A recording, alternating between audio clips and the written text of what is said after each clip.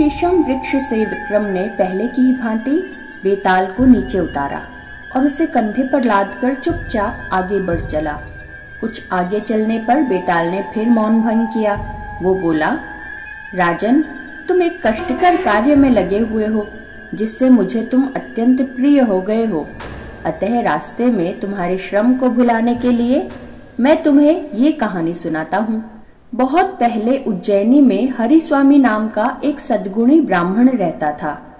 वो राजा पुष्यसेन का प्रिय सेवक एवं मंत्री था। उस गृहस्थ ब्राह्मण की पत्नी भी उसी के अनुरूप थी। हरिस्वामी की 2 संतानें थी। बड़ा देवस्वामी नाम का एक पुत्र और छोटी एक कन्या जिसका नाम सोमप्रभा था। सोमप्रभा बहुत ही सुंदर थी और अपने रूप लावण्य के लिए प्रसिद्ध थी। जब सोमप्रभा के विवाह का समय आया तो उसने अपने पिता से कहा, पिताश्री, यदि आप मेरा विवाह करने की इच्छुक हैं तो किसी वीर, ज्ञानी अथवा अलौकिक विद्याएं जानने वाले के साथ ही करें, अन्यथा मैं किसी और से विवाह नहीं करूंगी। ये सुनकर हरिस्वामी उसके लिए उसकी रुचि का वर ढूंढने के लिए चिंतित रहने लगे। उसी समय राजा ने हरिस्वामी को अपना दूत बनाकर दक्षिण देश के एक राजा के साथ संधि करने के लिए भेजा, क्योंकि वो राजा युद्ध करने के लिए तैयार हो रहा था। जब उसने वहां जाकर अपना कार्य संपन्न कर लिया तब उसके पास एक श्रेष्ठ ब्राह्मण आया। उसने हरिस्वामी की कन्या के रूप लावण्य की बात सुन रखी थी। उसने अपने लिए उसकी कन्या की मांग की। हरिस्वामी ने कहा, मेरी कन्या पति के रूप में या तो अलौकिक विद्याएं जानने वाले को या ज्ञानी अथवा वीर व्यक्ति को ही स्वीकार करेगी, अन्य किसी को नहीं। अतः आप बतलाएं कि आप इनमें से कौन हैं।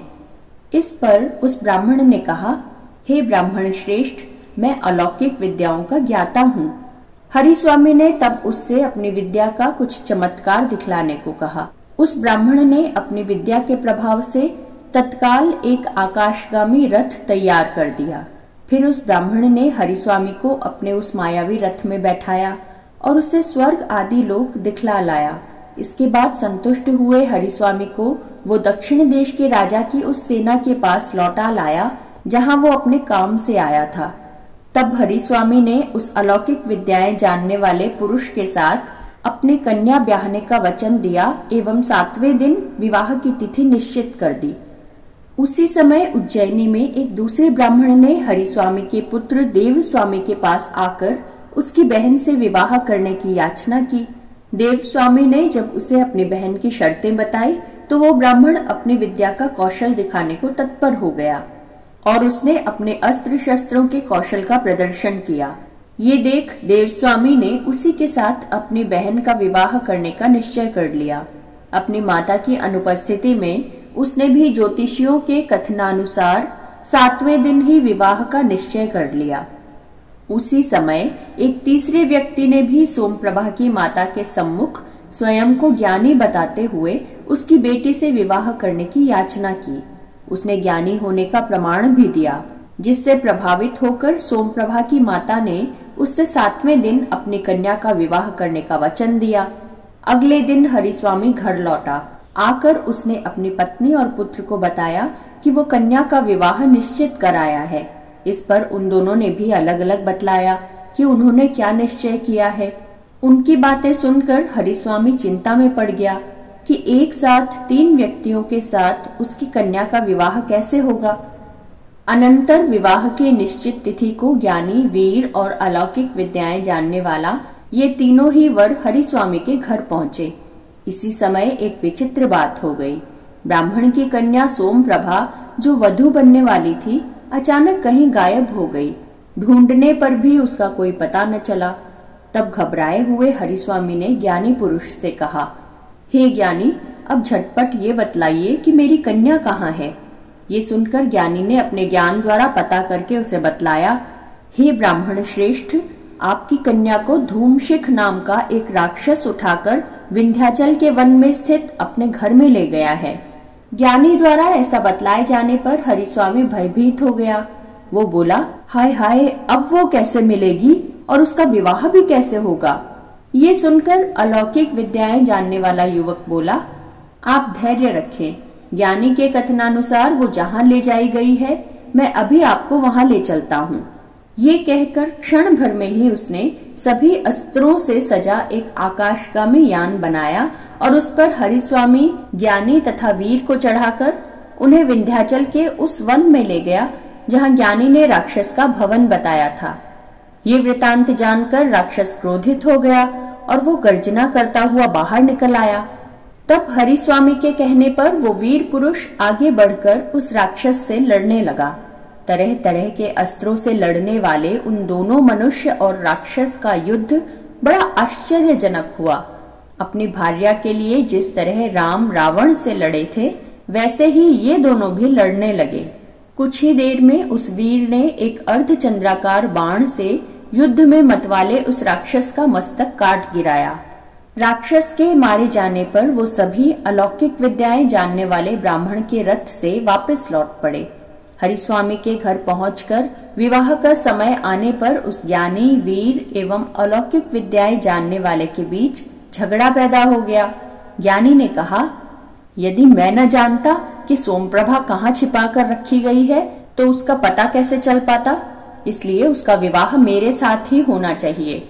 इस पर अलौकिक विद्याओं के ज्ञाता ने कहा, यदि मैं आकाशगामी रथ न बनाता तो पल भर में वहां आना जाना कैसे हो पाता, रथ के बिना युद्ध भी कैसे संभव होता, इसलिए ये कन्या मुझे ही मिलनी चाहिए। ये विवाह मैंने जीता है। तब उस वीर ने भी अपना पक्ष उनके सामने रखा। वो बोला, यदि मैंने अपनी शक्ति से उस राक्षस का संहार न किया होता तो आप लोगों के प्रयत्न करने पर भी इस कन्या को कैसे वापस लाया जा सकता था, इसलिए इस कन्या पर तो मेरा ही अधिकार बनता है। ये कन्या मुझे ही मिलनी चाहिए। इस प्रकार उन तीनों का झगड़ा सुनकर हरिस्वामी का मन उद्भ्रांत हो गया और वो अपना सिर पकड़कर बैठ गया। इतनी कथा सुनाकर बेताल ने विक्रम से पूछा, राजन, अब तुम ही बताओ कि वो कन्या किसको मिलनी चाहिए, ज्ञानी को, वीर को अथवा अलौकिक विद्याएं जानने वाले उस व्यक्ति को। सब कुछ जानते हुए भी यदि तुम इसका उत्तर नहीं दोगे तो तुम्हारा सिर फटकर कई टुकड़ों में बंट जाएगा। बेताल की ये कथा सुनकर अपना मौन तोड़ते हुए विक्रम बोला, बेताल, वो कन्या उस वीर को ही मिलनी चाहिए, क्योंकि उसी ने उद्यम करके अपने बाहुबल द्वारा उस राक्षस को युद्ध में मारा और उस कन्या को अर्जित किया था। विधाता ने ज्ञानी और अलौकिक विद्याएं जानने वाले को तो उसका काम करने के लिए माध्यम मात्र बनाया था। तुमने ठीक उत्तर दिया राजन। बेताल तत्काल बोल उठा, पर तुम अपनी शर्त भूल गए। तुमने मौन भंग किया और शर्त के अनुसार मैं फिर स्वतंत्र हो गया। ये कहकर बेताल राजा के कंधे से उतरकर वापस उसी शीशम वृक्ष की ओर उड़ गया। राजा विक्रमादित्य ने पुनः उस शीशम वृक्ष से बेताल को उतारा और मौन भाव से उसे कंधे पर डालकर अपने गंतव्य की ओर चल पड़ा। मार्ग में फिर बेताल ने मौन भंग करके कहा, राजन, तुम वीर हो, बुद्धिमान हो, इसलिए मेरे प्रिय हो। अब मैं तुम्हें एक मनोरंजक कथा सुनाता हूँ। इससे तुम्हारा ज्ञान वर्धन तो होगा ही, रास्ते के भय से भी तुम्हें मुक्ति मिलेगी। बेताल ने कथा आरंभ की। शोभावती नाम की एक नगरी में एक राजा राज करता था। उसका नाम था यशकेतु। राज्य की उस राजधानी में देवी गौरी का एक उत्तम मंदिर था। बेताल ने राजा को क्या कहानी सुनाई, ये जानने के लिए आप देखिए हमारा अगला वीडियो।